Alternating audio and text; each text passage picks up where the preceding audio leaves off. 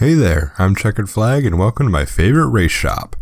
It's hard to believe that Friendship is Magic first premiered over 5 years ago, and who knew the series would grow as big as it has.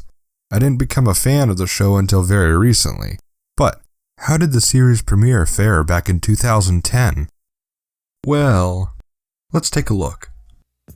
The setup to the pilot episode was great. A quick history lesson that was at first read by Princess Celestia, then seamlessly transitioning into Twilight Sparkle's voice, was not only voiced over brilliantly by Nicole Oliver and Tara Strong, but was placed in the perfect spot for the episode. The whole episode would have stopped dead in its tracks had Twilight had to recite the history of the Summer Sun celebration to Spike or anyone else. Twilight's character introduction was such a pleasant sight that always makes me smile. Just seeing her toss books around, looking for that one in particular, while tossing Spike around at the same time accidentally, offered a lot of good slapstick. Twilight running around from wall to wall of her personal library was nearly the epitome of show don't tell. Sure, her friends made one little quip about Twilight's love for books, but the scene in her library was the perfect representation of how seriously she takes her studies with Princess Celestia. As for the other character intros, the writers couldn't have made them more entertaining.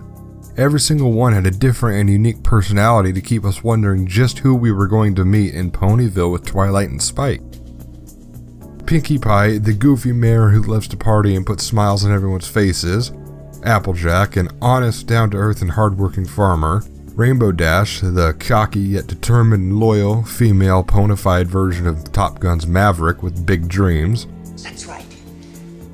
Rarity, a generous and meticulous seamstress who loves her work and took time out of her day to help fix Twilight's mane and tail and give her a new outfit, though her character introduction has an interesting theory that I'll discuss later. And finally, Fluttershy, a sweet, innocent, meek, adorable, and kind Pegasus who loves to care for animals and will always have a kind word for anyone. Granted, if her shyness allows her to speak.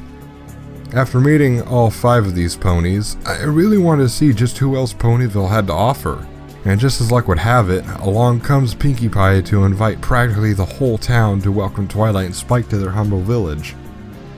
Unluckily for us, Twilight's one-track mind prevents her from enjoying herself whatsoever, causing her to ditch the party for some peace and quiet before the Summer Sun celebration. And while I can't fault Twilight's frustrations when she had her own goal in mind, it only further proves that all work and no play can really make you feel more frustrated and stressed than usual. Spike takes his job as Twilight's assistant seriously, but he also knows when to have fun and meet some new ponies, even going as far as to invite Twilight back to the party despite knowing how on edge she is. I also like the irony of Twilight yearning to uncover more about the elements of harmony while not being so harmonious to Spike or the new ponies she'd met in Ponyville. I do like the effect of Twilight being the only one to notice the shape of the mare and the moon vanish before her eyes right before the Summer Sun celebration begins. Call me crazy, but I drew some parallels to Jamie Lee Curtis's character from Halloween when she was the sole person who saw Michael Myers in the schoolyard, only to have him vanish when she looks away for a brief second. There were some good visuals to clue us in that Twilight's fears were correct. As for Nightmare Moon's grand entrance, it worked really well with how the writers made it a little ominous and creepy with how the smoke slowly seeped into the room as she appeared like an evil Criss Angel in front of everyone. Sure, the writers could have gone with the overdone lightning effect with the pipe organ and have everyone running around in fear until she screamed silence for her entrance. The subtlety of her arrival and how slowly all the characters, except Pinkie Pie, came to realize that this was really happening and that Celestia was gone couldn't have been written more perfectly. Then ending the first part of the episode with the lightning effect actually made it work better. Everyone is worried and high-strung about the events that are unfolding, so why not add a little jump scare for them? This of course gives Twilight a chance to sneak away and finally get a peek at the elements of harmony in her library, but not before a cute scene of her putting Spike to bed. I mean, come on, how was that not cute?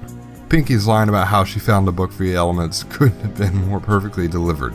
So triumphant, but in a silly kind of way. However, this is just another clue that not taking a break from your task can make you miss the easiest of ways to complete it. But what I do like most about this is, after reading up on what the 5 known elements are and discovering that there's an unknown 6th element, we're treated to somewhat of an Indiana Jones type of adventure, with the main 6 standing before the Everfree Forest. The story transitions seamlessly from a magical adventure to an action-adventure story the moment they step hoof into the forest. And it's not too abrupt. It builds up the further and deeper the 6 go into the forest. The trials, so to speak, for discovering the elements were intriguing, even if they were just traps set up by Nightmare Moon. However, Applejack's line about what she's saying is the complete, honest truth seemed a little forced. I think the line should have been reworded to something along the lines of, "Just trust me, Twilight, I'm no liar." It would have been a better hint that's also a little more subtle that Applejack was the element of honesty. There's really not too much to say about the battle in the defunct castle between Nightmare Moon and Twilight, other than it was great to see Twilight discover that she needed help in not only finding the elements of harmony, but to defeat Nightmare Moon. Just like how Luke Skywalker couldn't have blown up the Death Star without Han Solo and Chewbacca to back him up, Twilight needed the aid of true friends to help complete her mission. The tearful reunion between Luna and Celestia is a beautiful moment and one of my favorites of the entire episode. It broke Celestia's heart to have to send her best friend away, but she never gave up on the friendship she and Luna held before the rift. Friendship can last as long as someone is willing to never let go. Celestia wasn't spiteful nor angry with Luna, she was just happy to have her best friend back. And as for the final scene of the episode, I really don't think I could have asked for anything more perfect.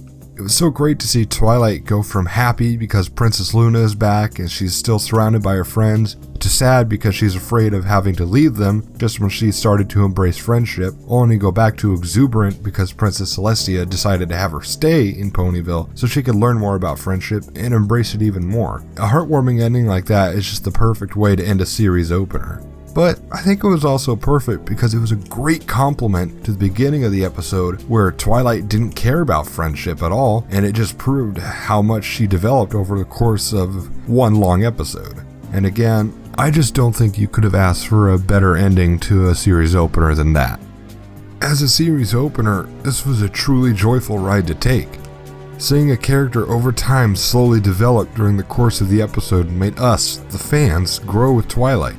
We were pulled in by lovable and diverse characters with funny scenes, heartwarming moments, an awesome Indiana Jones adventure of survival and trust, and a lifelong lesson about how powerful friendship is. Like Twilight did, if we give something a chance, we may grow to like it. Overall, the 2-part episode is such an inviting and intriguing watch that may remind you of how you met your best friends, that it always brings a smile to my face when I rewatch the series on DVD. I mentioned earlier how there was an interesting theory about Rarity meeting Twilight. Basically, the theory states that Rarity only wanted to be friends with Twilight because Twilight came from Canterlot. While I can see a lot of potential for this theory to be true, it really doesn't matter now since Rarity and Twilight are close friends. Still, I do enjoy hearing what theories fellow fans could come up with. And because of all this, I'm going to have to give Friendship is Magic a green flag rating. This has been Checkered Flag. I'll see you the next time when I get back from the track.